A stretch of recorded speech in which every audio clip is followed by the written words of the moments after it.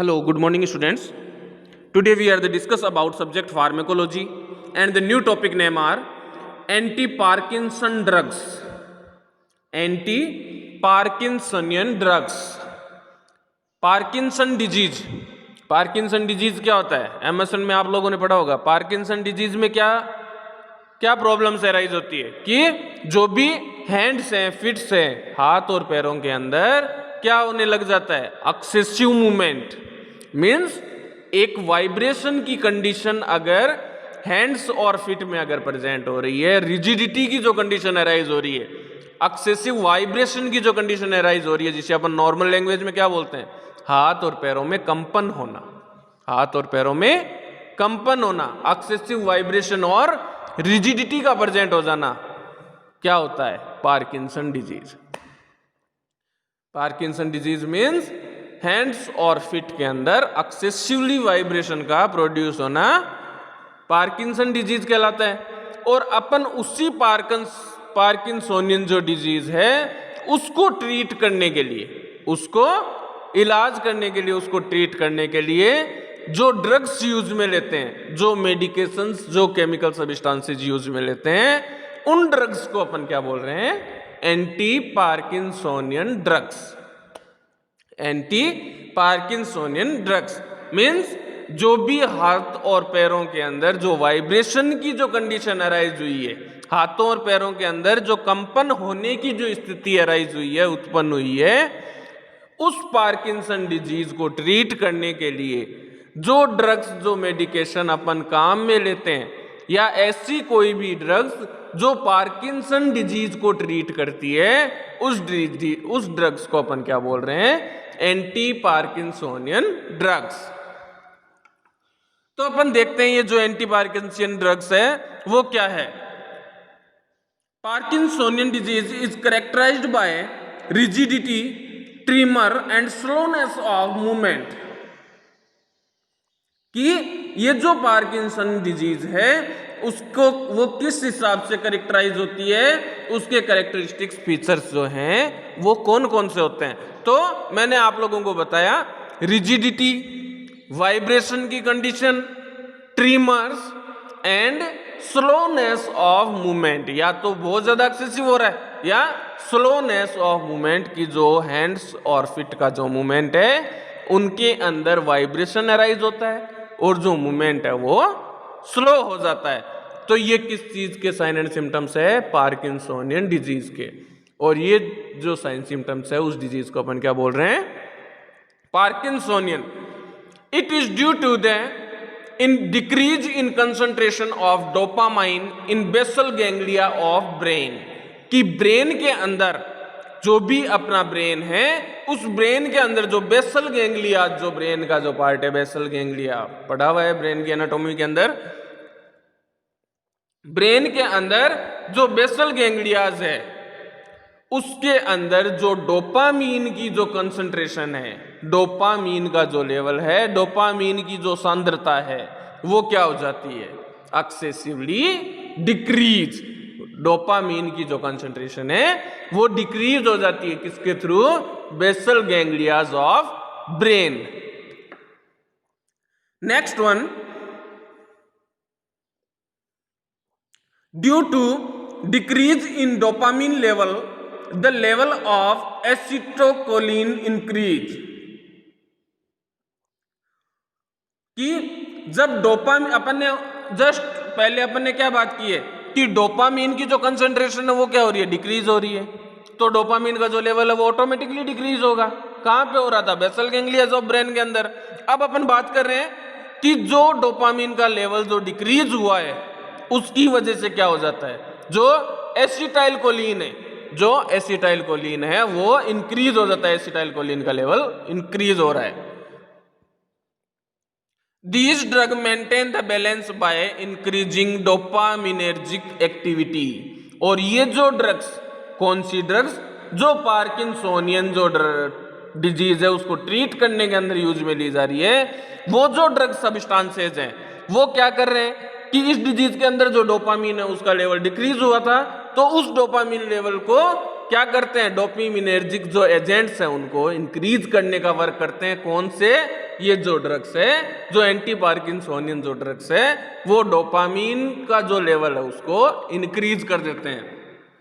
So these drug maintain the balance by increasing dopaminergic activity, कि ये जो drugs है वो जो डोपामिनर्जिक जो लेवल है उनकी एक्टिविटी को इंक्रीज करके जो भी लेवल कम हुआ है उसको मेंटेन करने का वर्क करते हैं।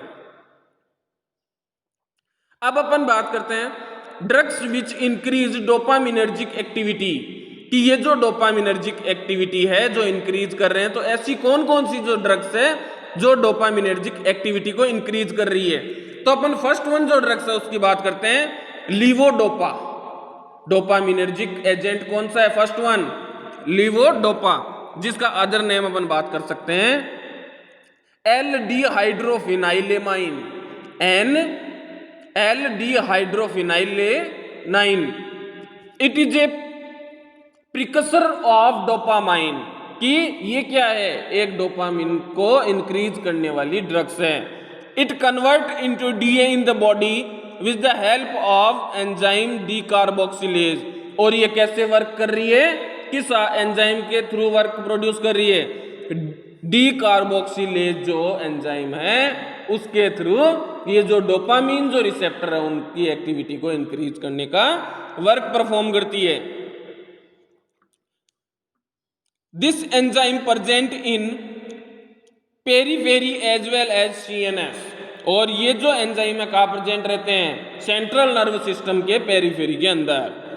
मोर than 90% of levodopa is decarboxylase to DA in peripheral tissue, कि ये कहाँ वर्क प्रोड्यूस कर रहे हैं? जो 90% जो लीवोडोपा जो ड्रग्स है वो पेरिफेरल टिश्यू के अंदर वर्क प्रोड्यूस कर रही है।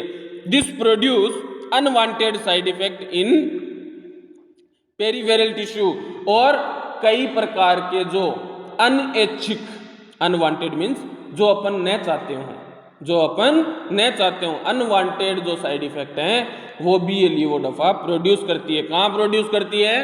पेरिफेरल टिश्यू के ऊपर। For example on heart and blood vessels, कि जो भी हार्ट है और ब्लड वेसल्स है उनके ऊपर ये साइड इफेक्ट प्रोड्यूस करती है। Only 1 to 2% reach to brain, और ब्रेन के अंदर सिर्फ 1 से 2% ही इसका जो सब्सटेंस है वो पहुंच पाता है। Levodopa is administered along with a peripheral decarboxylase inhibitor like carbidopa. और लीवोडोपा की तरह ही ये जो पेरिफेरल डीकार्बोक्सिलेज इनहिबिटर है उसके रूप में कार्बिडोपा को भी यूज किया जाता है। So the conversion of levodopa to dopamine is prevented, जिससे जो भी डोपामीन का लॉस हो रहा है उसको अपन प्रिवेंट कर सकते हैं। But the conversion of levodopa to dopamine in the CNS is not inhibited because the carbidopa cannot cross the blood-brain barrier, कि जो भी ब्लड ब्रेन बैरियर है उसको कार्बिडोपा जो ड्रग्स है वो क्रॉस नहीं कर पाती है। दिस इनहिबिशन हैज 3 बेनिफिट, और इसको इनहिबिट करने के 3 अपने बेनिफिट है, 3 अपने लाभ हैं। कौन कौन से? Peripheral side effect can be prevented, कि अगर ये क्रॉस ना कर पाए तो उसके अपने को 3 बेनिफिट कौन से मिलते हैं?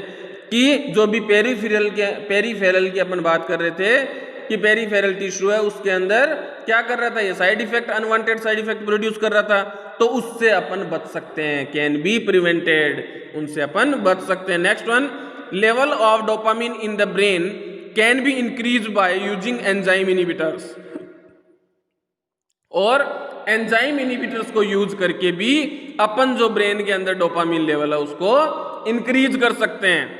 नेक्स्ट वन अपन बात करते हैं इसके यूजेज की, जो भी लीवोडोपा जो ड्रग्स है उसके यूज क्या है। It is used for the treatment of parkinsonian disease, कि इसको अपन किस में यूज में ले रहे हैं? जो भी पार्किंसोनियन जो डिजीज है उसको ट्रीट करने के लिए अपन लीवोडोपा यूज में ले सकते हैं। It also relieve from rigidity and all the sign and symptoms of the disease, और ये जो ड्रग्स है वो क्या करती है? अपने को रिलीफ प्रोवाइड करती है, अपने को राहत फील करवाती है। किस चीज से? Rigidity and all the sign symptoms of the disease, और जो भी जितने भी इस पार्किंसोनियन डिजीज के जो साइन सिम्टम्स है उनसे अपने को प्रिवेंट करती है, उनसे अपने को रिलीफ प्रोवाइड करती है लीवोडोपा।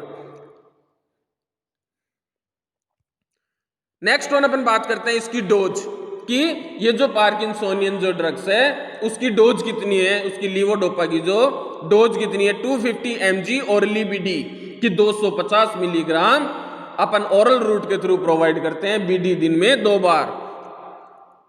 नेक्स्ट वन अपन बात करते हैं इसके एडवर्स रिएक्शंस कि इसके कौन कौन से एडवर्स इफेक्ट हैं।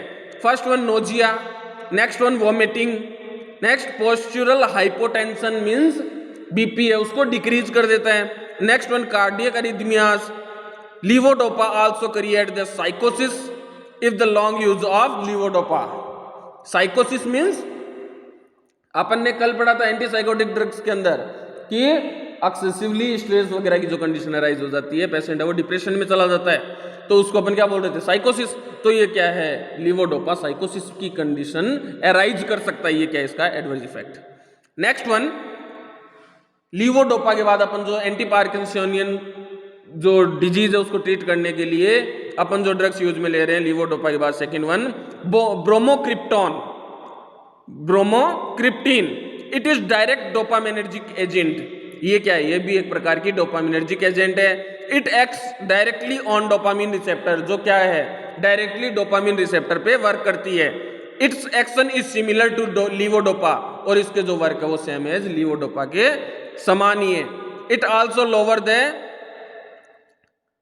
Prolong action and GH hormone. This is used as alternative to levodopa, कि अगर अपने के पास लीवोडोपा अगर अपने पास अवेलेबल नहीं है तो उसकी जगह अपन इसको यूज ले सकते हैं।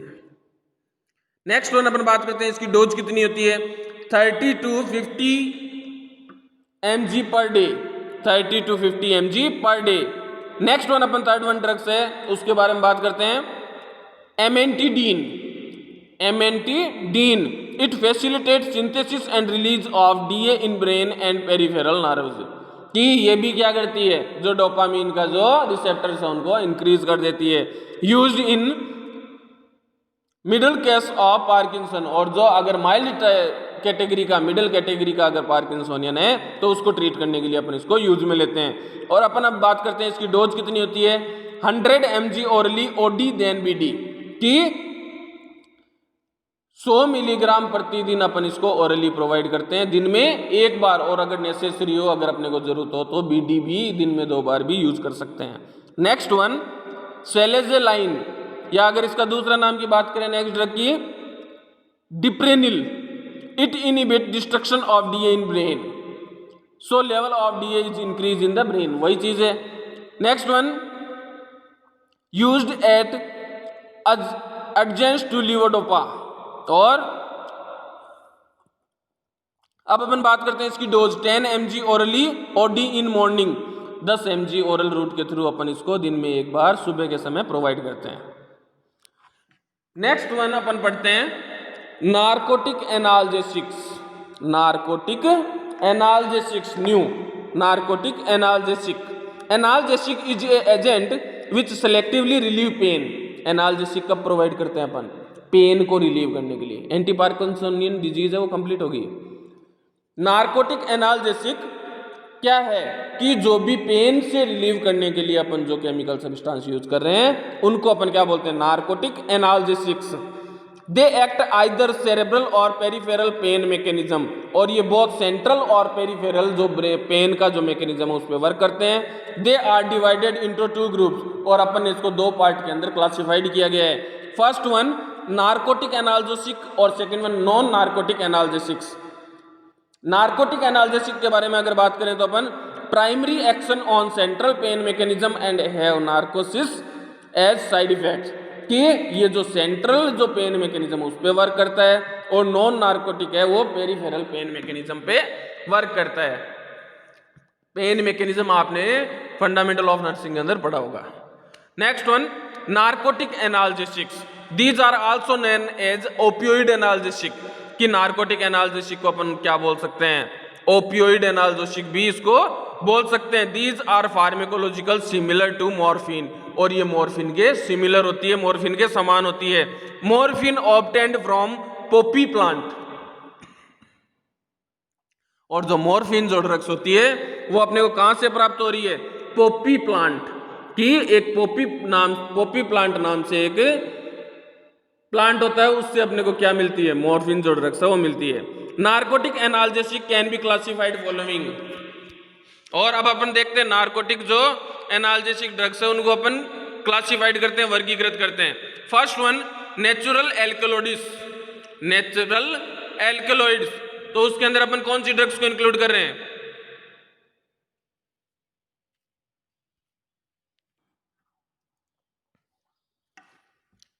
फर्स्ट वन अपन बात कर रहे थे नेचुरल एल्कलॉइड्स। नेचुरल एल्कलॉइड्स के अंदर अपन ड्रग्स इंक्लूड कर रहे हैं मॉर्फिन एंड कोडीन। कौन कौन सी ड्रग इंक्लूड करें? Morphine and codeine. Next one, second one upon classification देखते हैं इसका, semi synthetic morphine derivatives. First one natural alkaloid, second one semi synthetic morphine derivatives, जिसके अंदर अपन इंक्लूड कर रहे हैं हेक्सोइन और डीहाइड्रोमॉर्फिन, हेक्सोइन और डीहाइड्रोमॉर्फिन।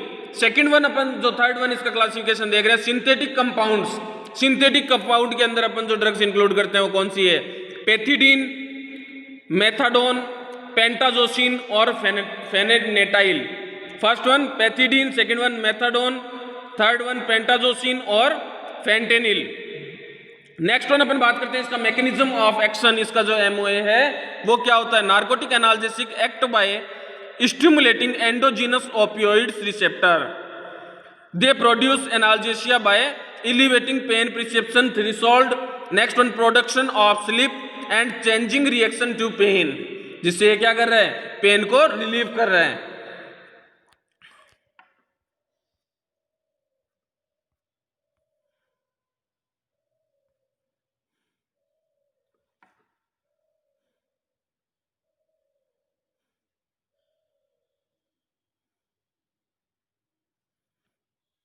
नेक्स्ट वन अपन ड्रग्स है वो देखते हैं मॉर्फिन, जो अपन डिस्कस करेंगे नेक्स्ट क्लास के अंदर। Thank you very much students.